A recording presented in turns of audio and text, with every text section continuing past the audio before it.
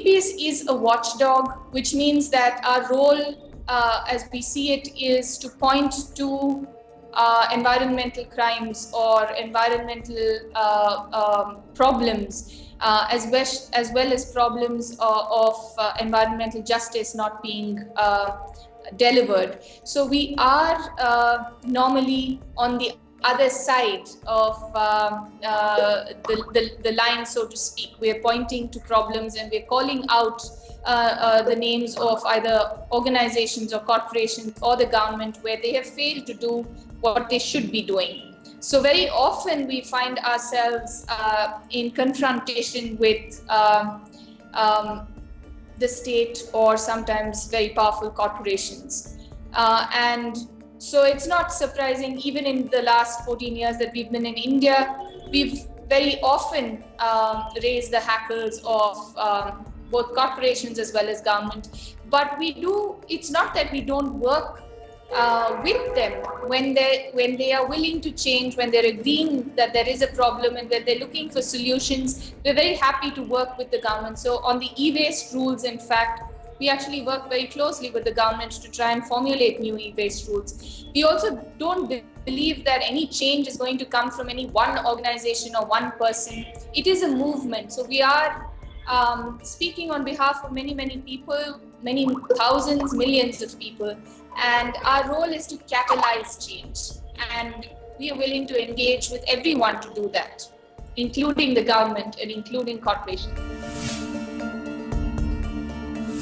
It started with a leak of an intelligence bureau report in June last year, which was a smear campaign against many members of civil society, many organizations, and Greenpeace got some special attention in that. We believe that in some ways we must have done something right for the government to have given us that much attention.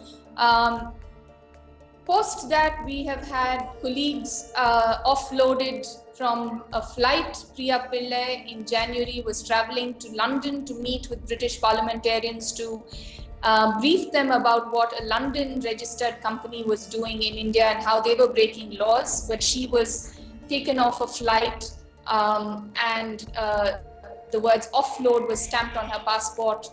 We raised this as an issue of clampdown on the freedom of speech, and the Delhi High Court ruled in our favor, ruled in Priya's favor, and said that indeed the government had no right to do that to her, and ordered that the offload stamp was removed from her passport.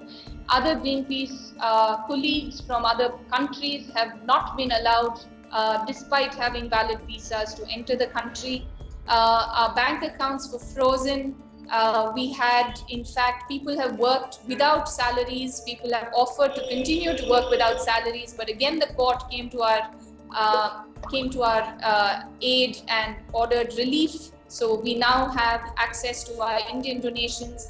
In June of this year, when our bank accounts were frozen, the maximum number of donors actually happened. So we believe that Indian citizens want organizations like Greenpeace to function, and this and the courts and the fact that we are doing the campaigns that are important to people, not just people but governments as well, keep us thinking that we will continue to stay here and we will fight and we will win someday. The space for dissent in India today has shrunk tremendously, and where there are people raising either issues or asking difficult questions, the government's attitude has been to clamp down on them.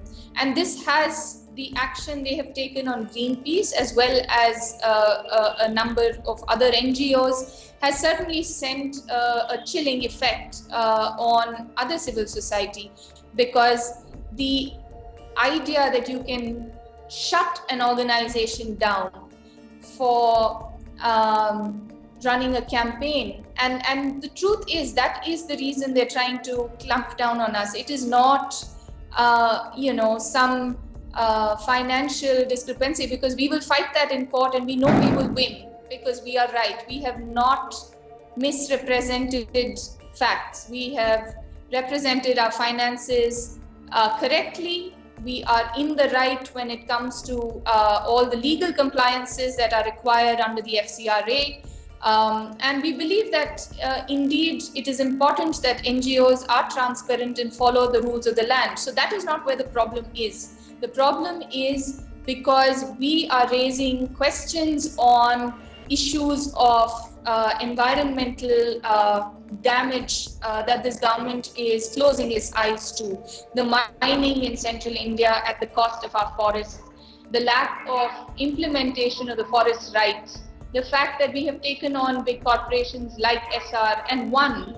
The Ministry of Environment and Forest, in fact, has recognized that the forests of Mahan, which we were campaigning for, should not be cut down and that a coal mine should not come up in that area. Now, if we were wrong, why would the ministry pass such an order? So it's very clear that we are in the right.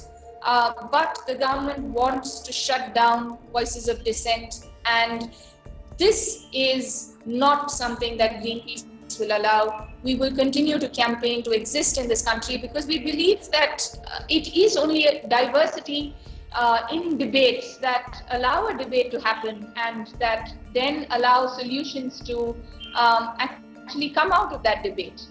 And so we will continue to fight for what is right and for a cleaner future for all Indian citizens and the world. I think we were certainly not expecting the kind of harassment that we've faced over this year. While we may have been on the earlier government's watch list, they were not making attempts to shut us down or to clamp down on any dissent in civil society in the manner that we have witnessed this year with this new government. We are shocked and saddened that the world's largest democracy is the place where Greenpeace is facing this kind of challenge. Greenpeace works in Russia, Greenpeace works in China, Greenpeace works in a number of countries where we are not facing a clampdown and a possible shutdown. It is ironic and really sad that it is in India that Greenpeace should be facing this kind of a situation. We continue to believe in the courts. The court has ruled in our favor almost every single time, and we will challenge even the latest cancellation of our registration. And we believe that truth will prevail. Our campaigns are based on the fundamental belief that you can speak truth to power, and that ultimately what's right will triumph. And we continue to believe that. And this is not certainly the end of Greenpeace in India. We are going to fight to stay here. There are very, very important issues that we need to collectively work on. How can clean air for Indian citizens be a bad idea? We have approached this government multiple times. We have written directly to the Home Minister. We have written to other ministers in the cabinet. We have also addressed the Prime Minister. Our International Executive Director, Kumi Naidu, was in India last year to try and meet with the Home Minister to see what the issues were. We have also repeatedly we did manage to meet with the Environment Minister briefly. So we have made every attempt, and we will continue to make attempts to meet with the government. We have certainly no reason not to talk to the government. We believe that the kind of changes that need to be made and the challenges that India faces today are one where civil society and the government will have to work together to resolve, and we are willing to play a positive role in that direction.